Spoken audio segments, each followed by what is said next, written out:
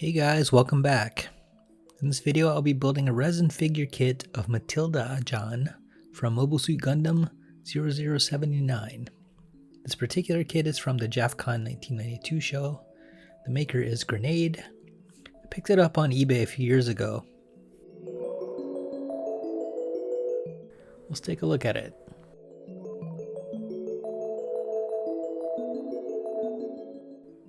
Pretty basic instructions, but there are only a few parts. So let's open this up for the first time in 30 years.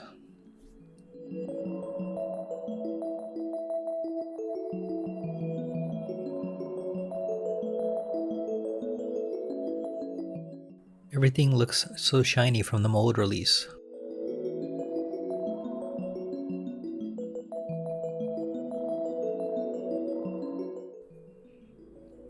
I'm using Purple Power degreaser to remove the mold release.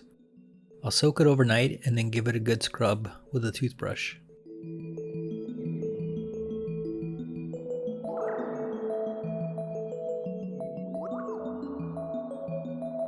As you can see, it's still pretty shiny. The mold release they used in 92 must have been hardcore. I can't even feel it on my fingers.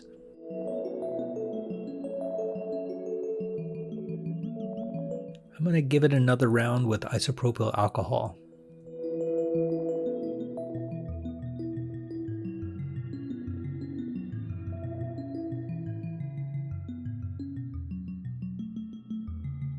Much better.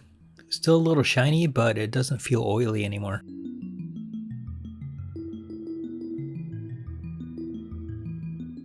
Now that the parts are clean, it's time to clip off the nubs and smooth out the mold lines.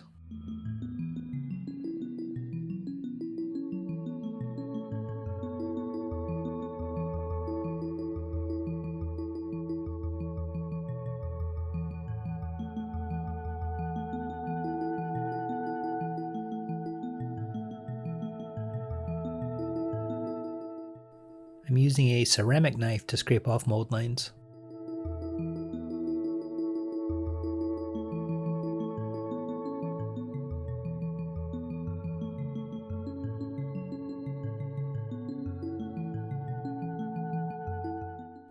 I'm starting to find some pinholes, but I'll get into that more later.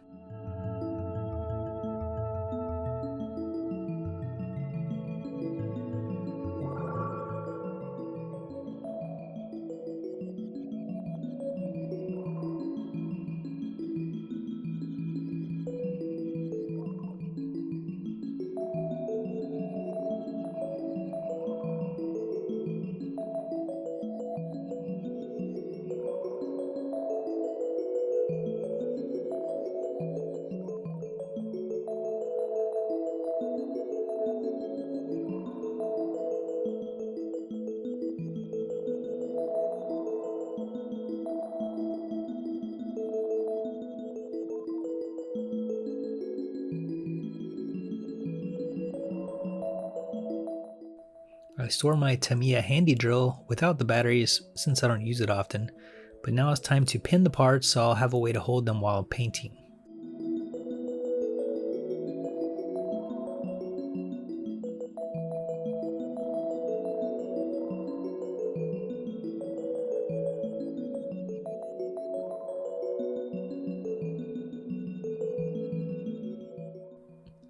There's a small pin in the leg here that when I press it against the other side, it'll leave a little mark to show me where to drill.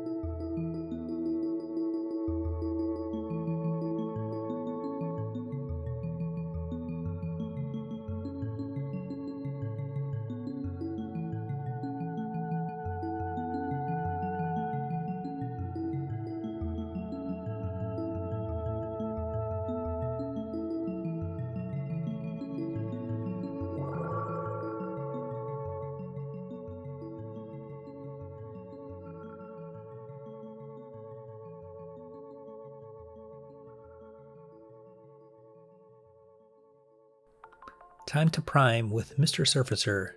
Since there isn't much skin showing on this, I'd just use gray instead of pink.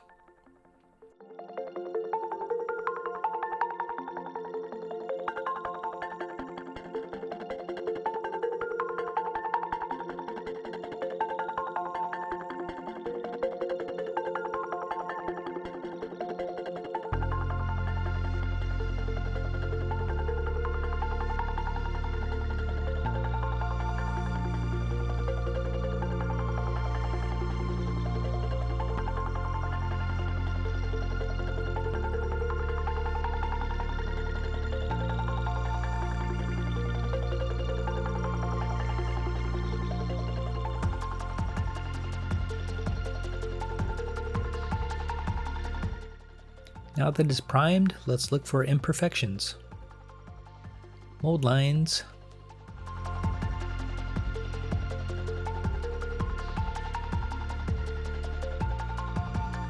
Pinholes.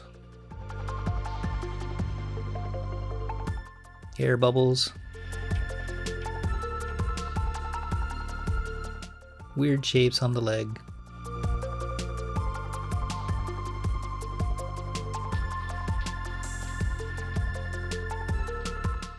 More pinholes. Pinhole City. I guess resin casting has come a long way since 1992.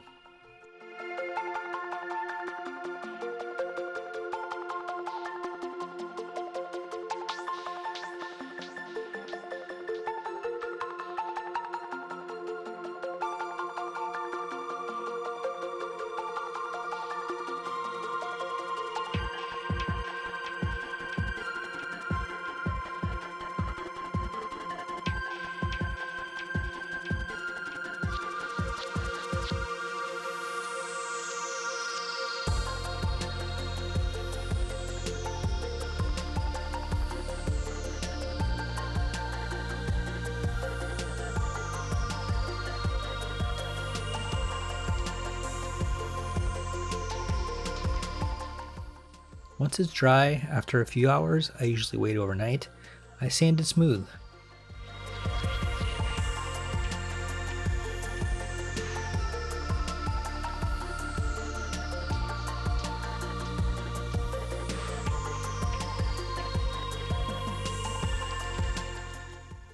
I accidentally sanded one of the rivets off the side of the hat, so I need to fix that.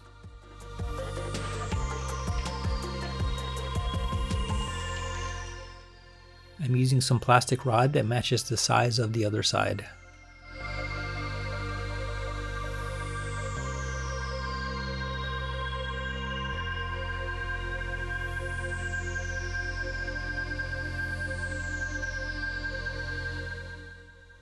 All better. Luckily it was a simple shape. The surfacer didn't fill the holes very well, so I'm doing a second run with CA glue. I'm using an accelerator spray so that I can sand it right away without waiting for it to dry.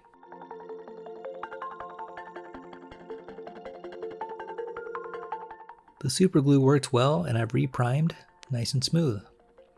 But now I need to fix the seams. Such a weird spot, I can't really understand why the makers made the leg this way. Maybe some molding limitations at the time? Then there's the left arm. There's a slight gap here, but not too bad.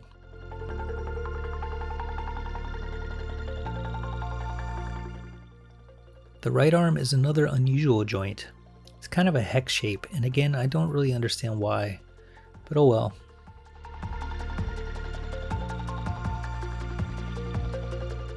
I'm filling these seams with CA glue and accelerator spray. It fills the gaps nicely and is fast with the spray. No waiting to sand, spray and go.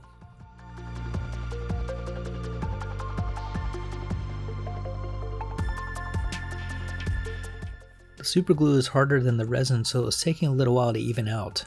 So I switched to a more coarse sandpaper, followed with the normal fine grits.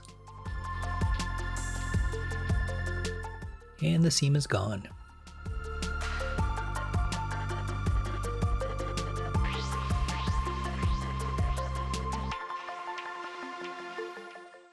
going to paint her pants first in this off-white color with a light gray for shading.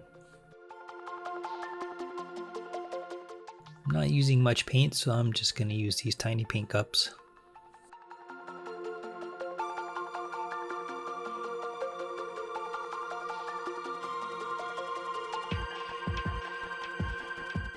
A little tape so I don't have to reprime the jacket later.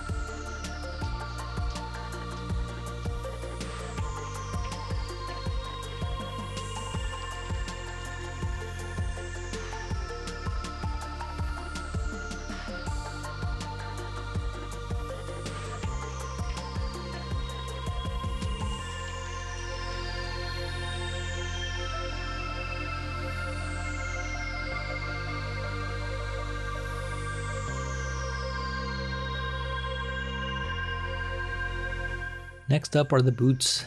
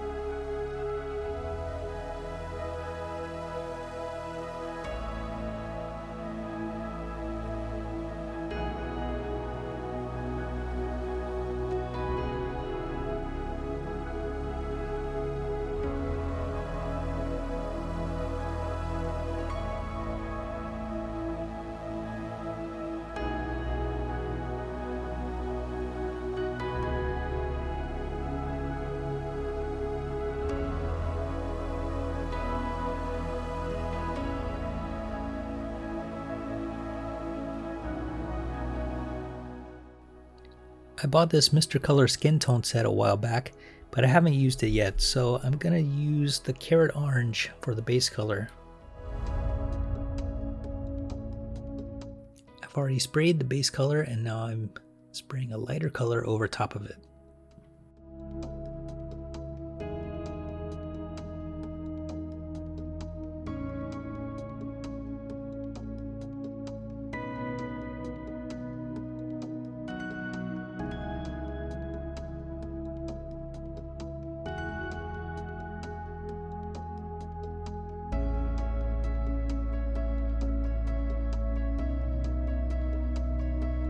I like to spray lighter colors and highlights from the top down to represent zenithal lighting, which is lighting from the top.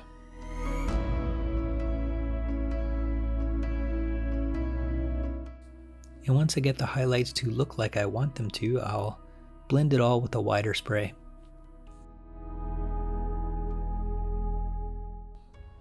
Now I need to mask the skin so that I can paint the hair and sleeves. To do that, I'm going to use Vallejo Liquid Mask. If you've seen any of my previous videos, you've probably seen me using the Winsor & Newton latex masking fluid, which seems to be pretty similar to the Vallejo aside from the color. The Vallejo does seem a little thicker though.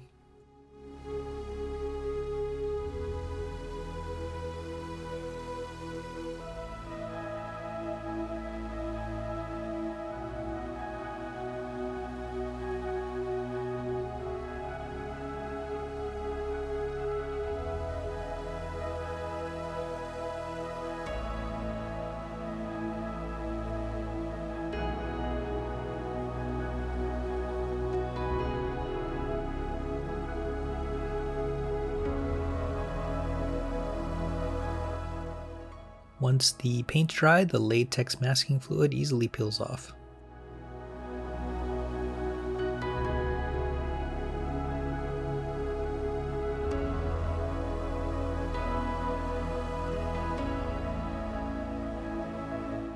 Next up is the uniform color, which is mostly tan.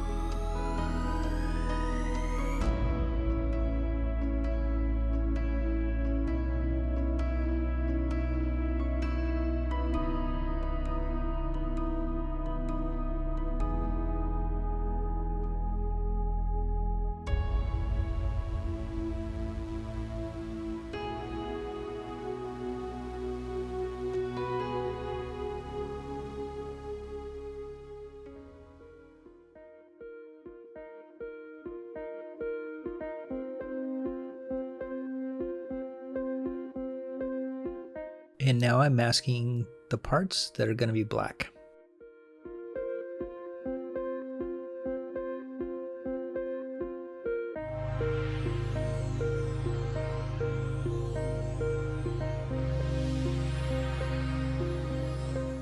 Next up is the masking for the red collar and sleeves.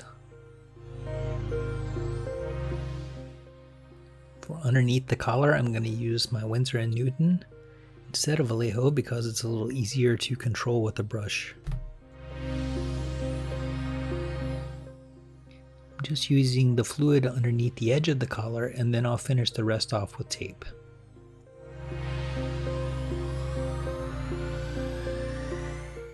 So here's a little tip. You can use enamel thinner or mineral spirits to somewhat clean your brushes after using Vallejo or Winsor & Newton masking fluid. It doesn't clean it completely, so I would only use the brush for masking exclusively after that, but it will be pliable again. I don't know if this works for other types of masking fluids, but with Vallejo and Winsor & Newton it seems to.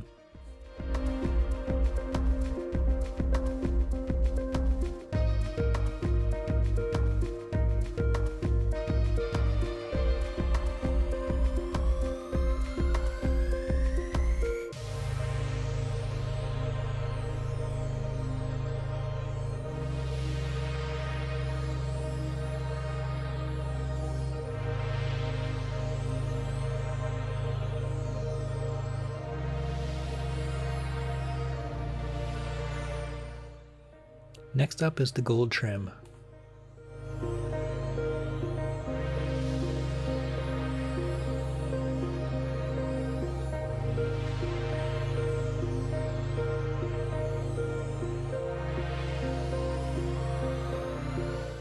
Now it's time for hand painting, and I'm going to start with her rank insignia. I'm using Vallejo acrylic colors for this.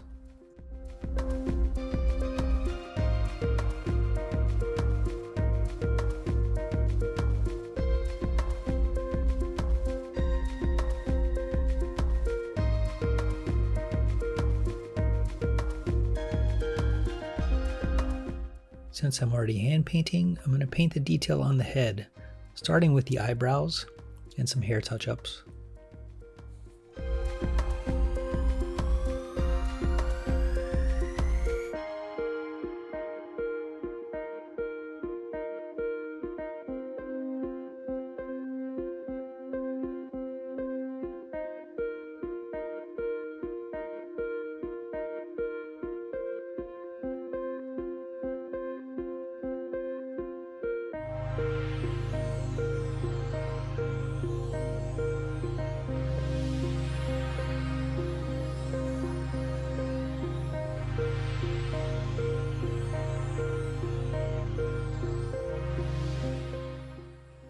Then I'll move on to the eyes.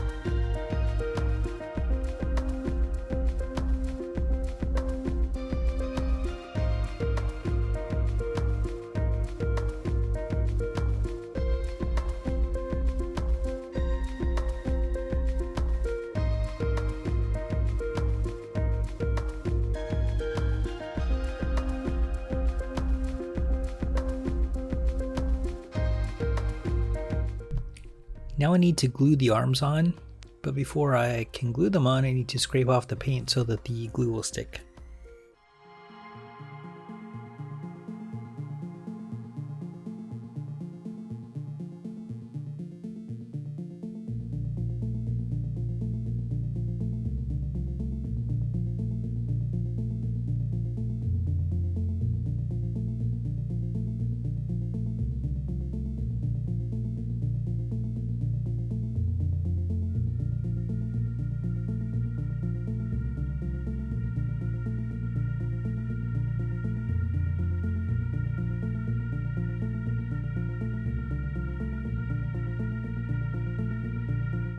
Again, I'm filling the seams with CA glue, and I'm just going to sand it afterwards.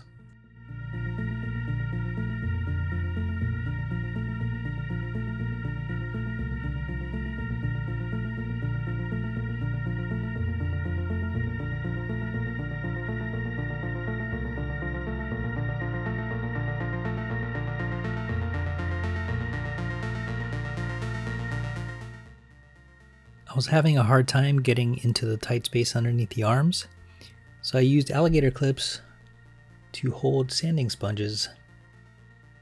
I cut off a little piece and just clamp it in.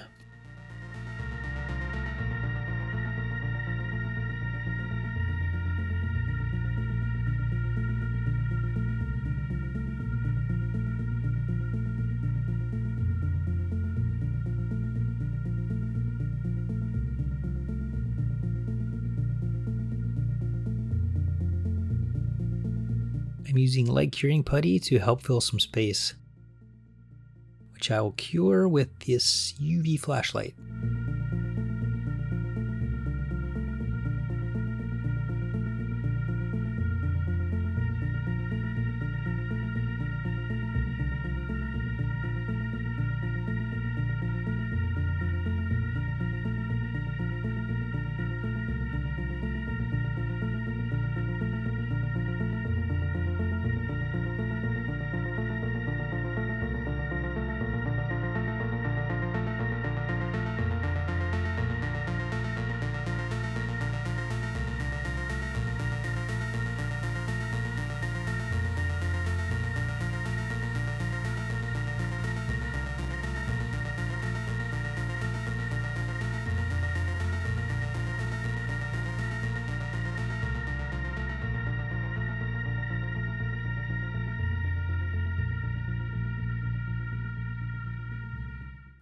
So I've removed my sanding protection tape, and it looks like there's a lot to repaint.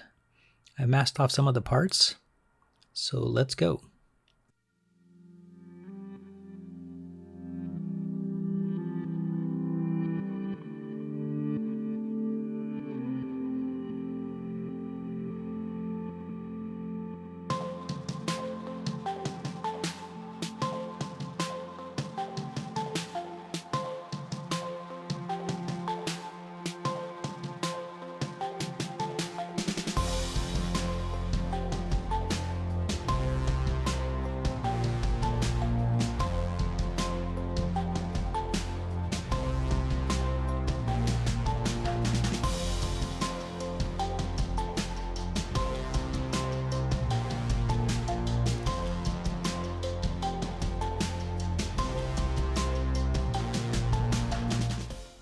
I've repainted and masked the gold trim and other parts so that I can put a flat coat over the uniform.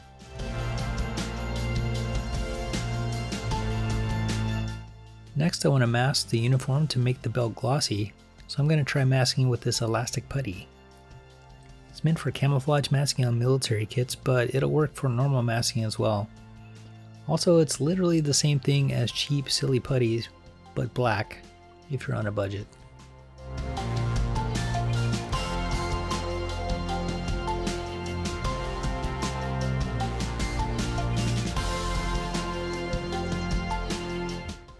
I've sprayed the belt, and now I'm going to use some gloss varnish on the nails, eyes, and lips.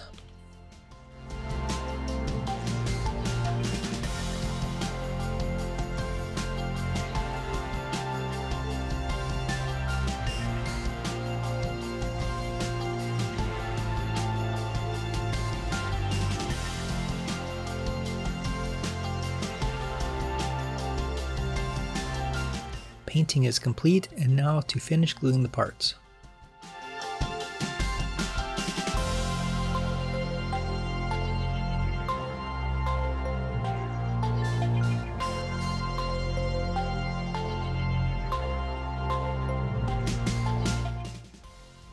Now to drill some holes so I can pin her to this round base.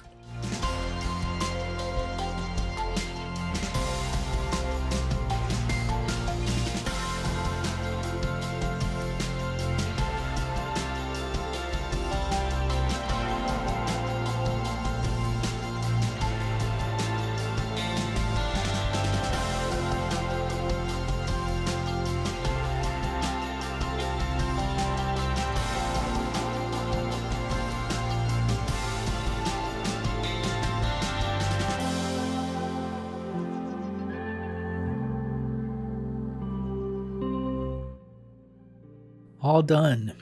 This was a fun build of a collectible kit that most people probably wouldn't build, but she turned out great despite some weird issues. I know this was a little different than usual, but I hope you enjoyed it.